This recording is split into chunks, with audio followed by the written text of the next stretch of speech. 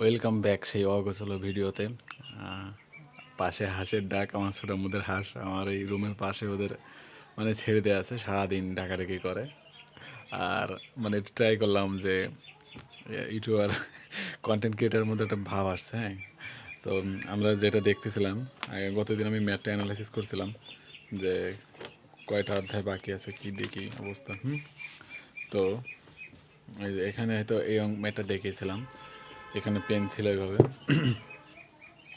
আশা করি কন্ট্যাক্টের যে অঙ্ক, এখানে আর কোনো প্রবলেম হবে না।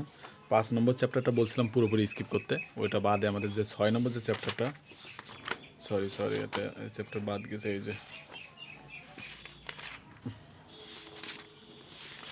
এটা কত নম্বর, সরি এটা 4 নম্বর, 4-এর পরে যে 5, 4 নম্বর অধ্যায়টা 3 নম্বর অধ্যায় দেখাচ্ছিলাম, এটা 4 নম্বর অধ্যায়। 4 নম্বর আমাদের টোটালি ইনস্টলমেন্টের মানে লিজ আর কি, সরি ইনস্টলমেন্ট না, এর এক পর্যায়ে ইনস্টলমেন্ট মতো লিজ আর কি, লিজের হিসাব আমাদের করতে হয়। এখানে যদি সব থেকে আমাদের গুরুত্বপূর্ণ বিষয় থাকে সেটা হলো এই যে অ্যামোর্টাইজেশন শিডিউলস। এই যে এটা দেখে দেখে জাবেদা করতে হয়। তো আমি চেষ্টা করবো যে খুব রিসেন্টলি একটা ম্যাথ আসা, এটা যেহেতু বি পার্টে আসছিলো 4 মার্কের ম্যাথ। তো 4 মার্কের ম্যাথ এত টাইম দেখতে পারছে, এত বড় 4 মার্কের জন্য অনেক সময়ের ব্যাপার এখানেও। তো এটা ভালো ম্যাথ, বেশিখানে ম্যাথ নাই কিন্তু অ্যাভারেজে মনে হয় 13টা, ঠিক আছে 13টা ম্যাথ। এটা দেখো 2018 সালে আসছিলো, আবার 2020 সালেও আসছিলো, মানে দুইবার আসছে, রিপিট করছে দুইবার একই ম্যাথ। এটা 19 সালে, এই দেখো 19 সালে এখান থেকে 13 মানে 10 মার্কের একটা আসছে। আবার ওই যে 19 সালে 7 মার্কের, মানে 14 মার্ক, মানে এখান থেকেই প্রায় ভালো মার্ক আসে এখান থেকে। এবারও আসছিল, ঠিক আছে। তো এই দেখো এখানে মানে প্রচুর রিপিট করে, দেখো 13 সালে, আবার এখানে আসছে 16 সালে, মানে ব্যাপক রিপিট করে। একটা 21 সালের ম্যাথ, ঠিক আছে। তো আমরা যদি 21 সালের ম্যাথটা যদি দেখি, আমরা যদি অ্যানালাইসিস করি, তো আমরা বুঝতে পারবো জাবেদারা কী বলছে আর কী দেখি, মানে কীভাবে কী করতে হবে। আর এখানে সবথেকে ইন্টারেস্টিং বিষয় হলো এখানে যে অ্যামোর্টাইজেশন যে শিডিউলটা, এটা অনেক কঠিন। এটা বুঝে এটা যদি কেউ করতে পারে, তারা আশা করি সব কিছু মানে প্রবলেম সলভ হয়ে যাবে। তো আমরা এই 21 সালে আসা এই ম্যাথটা আমরা দেখবো, দেখে তারপর আমরা ট্রাই করবো যে কী দিয়ে কীভাবে করতে আর কীভাবে বোঝাতে মানে করা যায়। আশা করি বোঝা যাবে। আমরা তাহলে ডিরেক্ট ম্যাথে চলে যাই, দেখি ম্যাথে কী বলছে। এই যে ম্যাথটি আমরা সামনে দেখতে পাচ্ছি, 10 নম্বর ম্যাথ, আর 374 পেজ।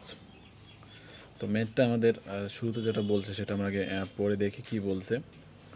বলছে অ্যাজুমিং that on January 1, 2021 Nipu corporation saying A 10 years non cancellable, মানে নন ক্যান্সেলেবল মানে যেটা পরিবর্তন মানে পরে আর হলো চেঞ্জ করা যায় না, ঠিক আছে, মানে ক্যান্সেল করার সুযোগ নেই এরকম, মানে যেটা একবার সাইন করলে আর ক্যান্সেল হবে না।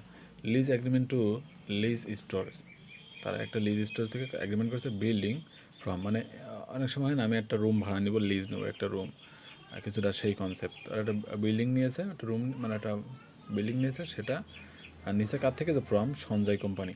সঞ্জয় কোম্পানি যারা বিল্ডিং বানায়, এর থেকে একটা লিজ নিয়েছে 10 বছরের জন্য, 10 বছরের জন্য একটা লিজ নিয়েছে এই সঞ্জয় কোম্পানির থেকে। আর সেটা হলো নন ক্যান্সেলেবল, মানে সেটা কখনো ক্যান্সেল হবে না, আর একবার ভাড়া নিলে আর কখনো ক্যান্সেল হবে না, সুযোগ নেই। The following information pertains to this lease agreement, নিচে বাদ বাকিগুলো দেওয়া রয়েছে।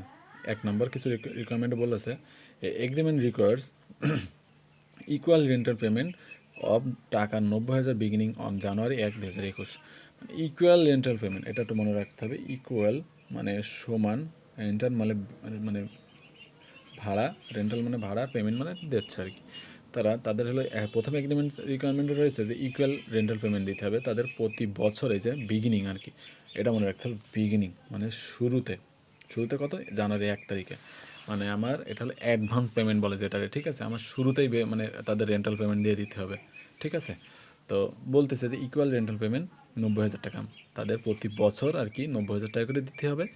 আর এটা দিতে হবে কি বছরের শুরুতে, বিগিনিং মানে শুরুতে, আর এন্ডিং বললে বছর শেষে 31শে ডিসেম্বর দেখতাম। তারপরে 2 নম্বর রিকোয়ারমেন্টে বলেছে the fair value of the building on January 1, 2021, ওই আমরা যেদিন বিল্ডিংটা ভাড়া নিচ্ছি সেই দিনে ওর ফেয়ার ভ্যালু রয়েছে টাকা 5,50,000। আমরা যে বিল্ডিংটা ভাড়া নিচ্ছি ওই 1 তারিখে আমরা কিন্তু ভাড়া নিচ্ছি আর কি, জানুয়ারি 1 তারিখে। আর ওই জানুয়ারি 1 তারিখে 2021 সালে ওই বিল্ডিংটার মূল্য ছিল, মানে ফেয়ার ভ্যালু মানে ওই দাম 5,50,000, ঠিক আছে। মানে 5,50,000 টাকা আমরা একটা বিল্ডিং ভাড়া নিচ্ছি। তারপরে সি নম্বর বলেছে the building has the estimated economics life of 12 years. আমরা মানে কোম্পানিরা ধারণা করতেছে তারা ইকোনমিক লাইফ মানে তার হলো অর্থনৈতিক যে লাইফটা সেটা 12 বছর, মানে বিল্ডিংটা 12 বছর চলবে, তারপরে নষ্ট হয়ে যাবে। মানে ওর ওই জিনিসপত্র একটা নষ্ট নষ্ট হয়ে যাবে, তাহলে থাকার উপযোগী হবে না, বিল্ডিংটা অনেক প্রবলেম হবে এরকম। তার মানে ওর এই যে এটা হলো লাইফ ইয়ার্স, মানে ইউজফুল লাইফ আর কি। তারপরে উইথ দ্য আনগ্রান্টেড, এই যে এখানে আনগ্রান্টেড বলা রয়েছে, এটা একটু মনে রাখতে হবে। আনগ্রান্টেড রেসিডেন্টাল ভ্যালু মানে এটা কিন্তু সেলভেজ ভ্যালু, মানে এই যে এখানে দেখা যাচ্ছে ওর সেলভেজ ভ্যালু হলো 10,000 টাকা। এই যে আমরা 5,50,000 টাকা যে বিল্ডিংটা, ওর এই 12 বছর পরে যে ওর মূল্য হয়ে যাবে 10,000 টাকা। এটা আসলেই কেমন একটা ফানি, তাই না?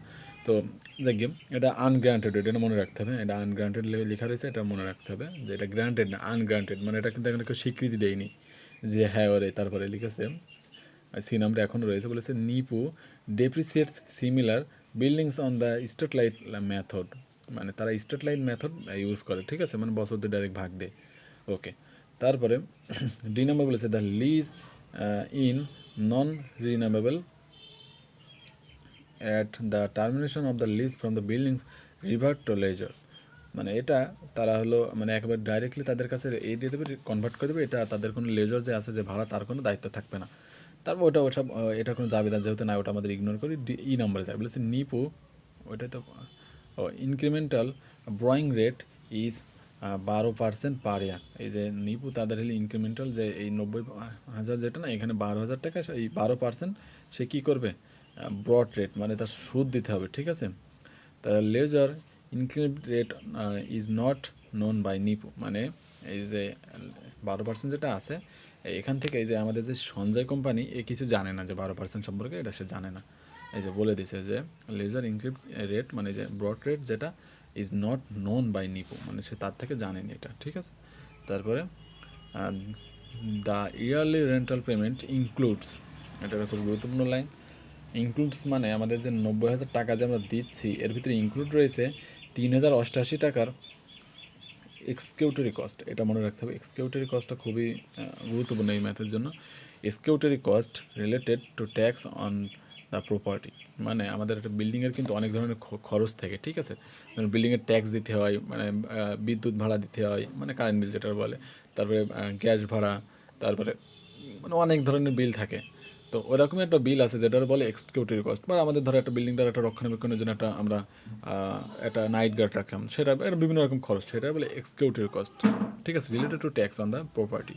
সেখানে কত প্রতি মানে ইনক্লুড থাকবে যে আমাদের ইয়ারলি পেমেন্ট হচ্ছে 90,000, এর ভিতরে ইনক্লুড থাকবে 3,088, ঠিক আছে, টাকা। এটা আমাদের এক্সিকিউটিভ কস্ট, ঠিক আছে। এটা মানে ইয়ে করতে হয়, বাদ দিয়ে তারপরে করতে হয়, দেখা যাবে অঙ্ক করলে আস্তে আস্তে বোঝা যাবে, এটা বাদ দিতে হয়, ইনক্লুড থাকে মানে বাদ দিতে হয়।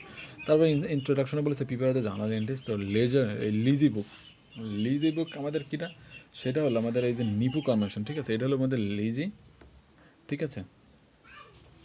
এ হলো এই যে নিপু কনভেনশন হলো আমাদের লিজি, হ্যাঁ, মানে LESSE, এটা মনে রাখতে হবে, দুটোই, হ্যাঁ, লিজি মানে আমাদের যাইতে ভাড়া নেয়, আর এই হলো লেজার, ঠিক আছে, এই সঞ্জয় হলো লেজার, মনে রাখতে হবে, হ্যাঁ। তো আমাদের লিজি বুক করতে বলেছে, এই যে লিজিস বুক, ঠিক আছে, to reflect the sign the lease agreement and to the record the payments of the expense related to his lease from the years, আমাদের 2 সালে যে 21 আর 22 সাল, 2 সালের আমাদের জাবেদা দিতে বলছে। জাস্ট এই জাবেদার জন্য কিছু ওয়ার্কিং করতে হয়, জাস্ট এই। তো আমরা ডাইরেক্ট আমরা যদি সলিউশন দেখি এখান থেকে একটুখানি লক্ষ্য করি, আমার ম্যাপটা তো আশা করি বোঝা গেছে। তো এখানে এরা যেটা করছে, শুরুতে আমরা যদি দেখতে পাই আমাদের ওয়ার্কিং যদি আমরা অন দেখি, আমাদের কি বলছে, এটা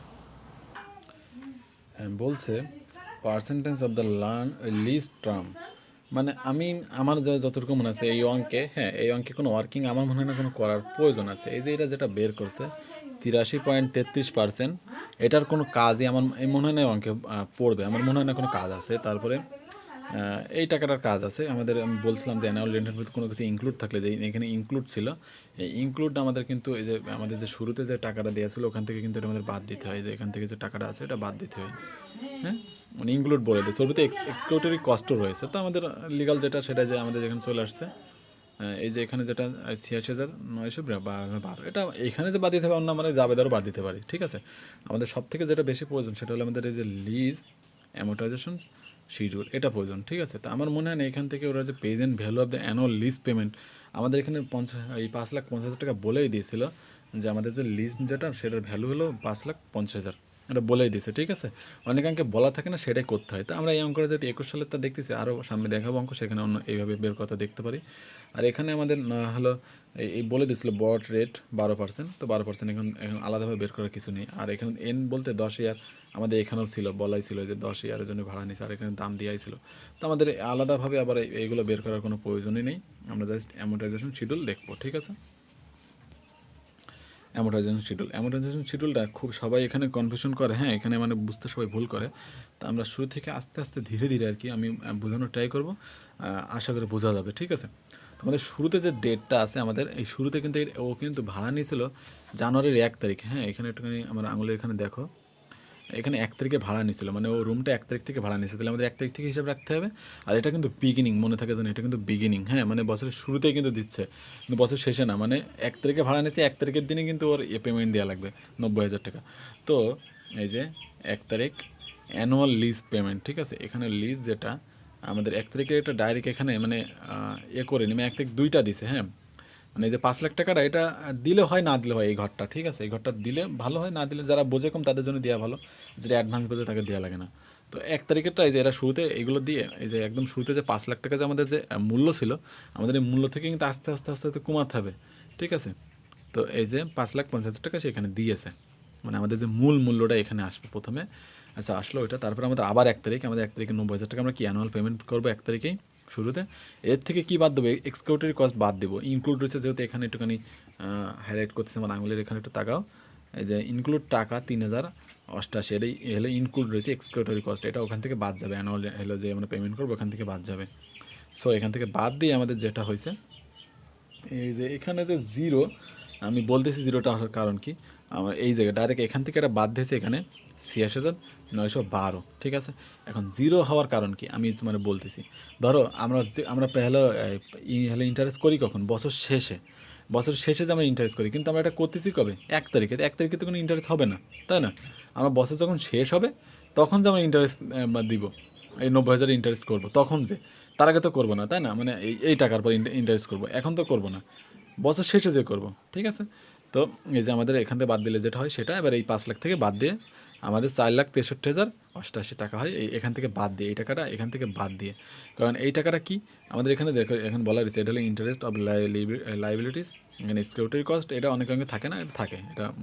তারপরে রিডাকশন অফ লেজ লাইবিলিটি, মানে আমরা একটা জিনিস যখন আমরা ব্যবহার করব, হ্যাঁ, প্রতিদিন তার থেকে যখন আমরা মানে একটা জমি, ধরো আমি একটা জমি লিজ নিলাম, হাঁস ডেকেই যাচ্ছে, মানে খাতি মাতি দেয় না, এখন তো ডাকতেছে, আমি ক্লাস নিয়েছি সেই থেকেই ডাকতেছে, যাই কি ওগুলো ইগনোর করি। আমি জোরে কথা বলে ট্রাই করতেছি। ধর আমি একটা জমি যদি লিজ নিই, তো জমিতে আমি যত চাষ করব, যদি আমি 3 বছর জন্য লিজ নিই, আমি 3 বছর যদি ওখানে যত চাষ করবো, যত ফসল ফলাবো, জমির উর্বরতা কিন্তু তো নষ্ট হবে, তাই না। যত যে কোনো জিনিস দিন দিন কিন্তু ক্ষয় হয়, তাই না। তো একটা বিল্ডিং, সে তার দাম ছিল পূর্বে দাম ছিল 5,50,000, তো আমি যদি সেই বিল্ডিংটা ব্যবহার করবো ততদিন, ঠিক আছে, তাতে আস্তে আস্তে সেটা ক্ষয় হবে, তাই না। ধরো এই একটা দেয়াল ভেঙে আর একটা দেয়াল করতেছে, এই করতেছে তা করতেছে, নানান তাহলে অনেক সময় হয় এখানে ব্যানার মারতেছে, এখানে পেরেক মারতেছে, এরকম আস্তে আস্তে বিল্ডিংটা কি ক্ষয় হতে থাকবে। তো সেই ক্ষয় হওয়ার কারণে আমরা যে এটা আস্তে আস্তে বাদ দেওয়া শুরু করবো, দেখবো যে লাস্টে আমাদের কত টাকা আমাদের এখন আর বিল্ডিংয়ের জন্য হাতে থাকে, এটা আর কি। এই জন্য আমাদের যে এটা আসে সেটা ডিরেক্ট এখান থেকে বাদ দিয়ে আমাদের 4,63,088, ঠিক আছে। এবার এই টাকাটা এখানে থাকলে যেভাবে আছে সেইভাবে, অনেক অঙ্কে এই টাকাটা এই সামনে আনে, হ্যাঁ, তো এখানে আনেনি, অনেক জায়গায় আনে, তো এটা পরে দেখা যাবে। এই সাইডের একটা ম্যাথ আমি যদি একটু দেখাই, এই ম্যাথটা দেখেন, ওই পাশে যে টাকাটা এরা এই যে সামনে পিছনে করে আর কি, এই পাশে একটু, এই যে এখান থেকে এই জায়গায় আসে, আবার এখান থেকে এই টাকাটা এখানে আসে, এখান থেকে মাইনাস করে এই টাকাটা আবার এখানে আসে, এরকম করে। তো এখানে ওইভাবে করিনি, তো এটা আমি দরকার এখন এটা আমি আপাতত বোঝাচ্ছি, যদি প্রবলেম হয় তাহলে সেটা আমি আবার ছক কেটে আমার মতো যেটা সবচেয়ে বেস্ট হয় আমি বলবো, এই ওয়ার্কিংগুলো দরকারই নেই, ডাইরেক্ট অ্যামোর্টাইজেশন শিডিউল করাই ভালো, ঠিক আছে। কারণ এই ওয়ার্কিং প্রয়োজনই নেই, 5,50,000 পইতেও দেওয়া রয়েছে, 12%ও দেওয়া রয়েছে, আর এই যে এটা তো আমরা এখান থেকে মাইনাস করতেই পারছি, সো আমাদের এগুলো দরকার নেই। 83% কোনো এই যে 83% এর কোনো কাজে আমি দেখতেছি না, যে কোন কাজে যে লাগবে আমি নিজেও জানি না, ওটা বাদ। তো আমাদের যেটা আর কি বাদ দিয়ে যেটা হয়েছে ওই টাকার, আর আমাদের বছর তো প্রতি বছর আবার তাহলে 1 তারিখে দিতে হবে, 22 তারিখের 1 তারিখে, তাই না? দিয়ে এবার 22 তারিখের মানে 22 সালের 1 তারিখ যেটা, 21 সালের কিন্তু লাস্ট তারিখও তাই আর কি, 31 তারিখও যায়, 1 তারিখও তা, মানে একদিন আকপাস। তো ওই তারিখে কিন্তু আমাদের গত বছর যে আমাদের এই যে 90,000 টাকা দিয়েছিলাম, এর কিন্তু আমাদের যে ইয়ে সুদ, সেটা কিন্তু আমাদের এবার হিসেব করতে হবে। তাহলে এই টাকার পরে আমাদের যে সুদটা আসে 12%, সেটা আমাদের করতে হবে। তো 12%-এ কত হয় একটুখানি দেখি। তো যদি ক্যালকুলেটারটা এখানে যদি দেখা যায়, তাহলে আমাদের এই জায়গায় টাকা রয়েছে বর্তমানে আগের টাকা, এই চুপ, আগের টাকা বাদ দিয়ে আমাদের এই জায়গায় যে টাকাটা আছে 4,63,088, ঠিক আছে? এটা যদি আমরা এখানে লিখি 4,63,088, এই যে টাকাটা এখানে লিখছি, তাহলে আমাদের এখানে আমাদের 12% করে আমাদের ইন্টারেস্ট দিতে হবে। তাহলে আমাদের 12% যেটা আছে সেটা এখানে দিলাম, মানে এই লাইনে যে টাকাটা আছে ওই টাকাটাই হবে, কারণ এটা আগেরবার বাদ দেওয়ার পর এই টাকাটা আছে, ঠিক আছে? পার্সেন্ট করলে যেটা হয় সেটা হচ্ছে 55,570.56, তার মানে এখানে 71 এরা লিখছে, আমরা 71 লিখতে পারি, ঠিক আছে? 0.9, আশা করি বোঝা গেছে। তো এবার এই টাকা থেকে এবার আমাদের এই যে 90,000 থেকে এটা বাদ দিয়ে, এবার এই যে এটাও বাদ দিয়ে যেটা হয়েছে, মানে সবগুলোর সাথে আমি শুরুতে বলতেছি এক্সিকিউটিভ কস্ট কিন্তু অলওয়েজ টাইম বাদ যাবে। তাহলে প্রথমে ছিল আমাদের 90,000, সেখান থেকে 3,088 টাকা আমাদের এক্সিকিউটিভ কস্ট বাদ দিলাম। আর এখন আমাদের যে সুদটা আসলে সেটাও বাদ দিতে হবে এখান থেকে। তাহলে সুদ আসলো 55,571 টাকা, এটাও বাদ দিলাম। দিয়ে আমাদের যে টাকাটা আসবে 31,341 টাকা, এই যে 31,341, এই টাকাটা এবারে 63,000 থেকে বাদ দিয়ে দিতে হবে। তাহলে 4,63,088 মাইনাস আমাদের যে বর্তমান যে টাকাটা ছিল সেটা বাদ দিলে আমাদের এই যে 4,31,747, ঠিক আছে? সবগুলোই মাইনাস হবে। প্রথমে এই টাকাটা থেকে এটা মাইনাস হবে, তারপরে এটা মাইনাস হবে, এখানে যেটা হবে সেটা আবার এর থেকে ওপরের লাইনটা থেকে বাদ যাবে, যে এটা এখানে বসে যাবে। এবার আবারও 90,000, আবারও সেম। এবার এই টাকার পরে আবার 12% করলে হয় 51,810 টাকা, এই যে এই টাকার পরে আগের ঘরের টাকাটার 4,31,747, যেটা আমাদের মাত্র বেরোয়ছিল। এখান থেকে 12% করে দেখাই, এদের আসছে 51,809, ঠিক আছে? তো এদের এখানে 810 দিয়েছে, একটা বাড়িয়ে দিয়েছে, ঠিক আছে? তো সেটা হয়ে যাওয়াটা হয়েছে, তারপরে এটা থেকে এটা বাদ দিয়ে এই যে এখানে হয়েছে 35,102, সেটা আবার 31,747 থেকে বাদ দিয়ে হয়েছে 3,96,645, মানে আস্তে আস্তে কমতে থাকবে। যে 10 বছর যদি হিসাব করি না, একটা বছর যে একটা সময় যে দেখা যাবে শূন্য হয়ে যাবে, অ্যামোর্টাইজেশন মানে শূন্য, মানে আস্তে আস্তে কমবে ওর এই এটা আয়ুটা, ঠিক আছে? এটা বের করার নিয়ম হলো ওইভাবেই। তো আশা করি এটা বোঝা গেছে অ্যামোর্টাইজেশন শিডিউল। একটু কনফিউশন আছে, বাট একটু করলে আবার ঠিক হয়ে যাবে। তাহলে আমাদের 2 ইয়ারে জাবেদা দিতে হয়েছে, ঠিক আছে?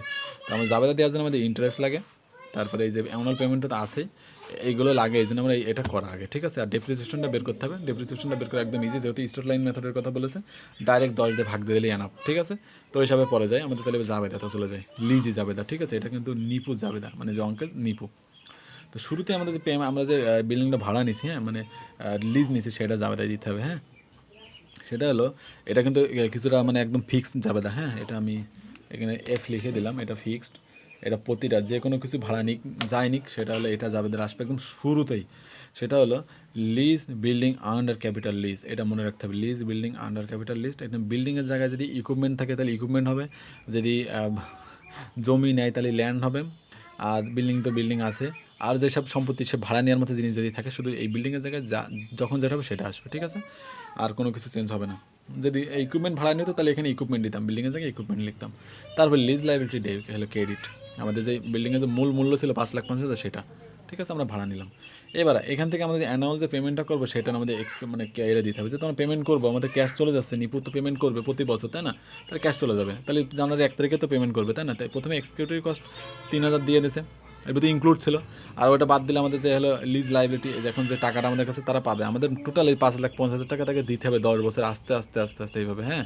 তো প্রথম বছরে আমরা দিয়েছি 90,000, তাহলে এই যে 90,000 থেকে আবার এক্সিকিউটিভ কস্ট রয়েছে, সেটা মাইনাস করে আমাদের লিজ লাইবিলিটি আমাদের সেটা কী হয়ে গেল, 86,912, ঠিক আছে?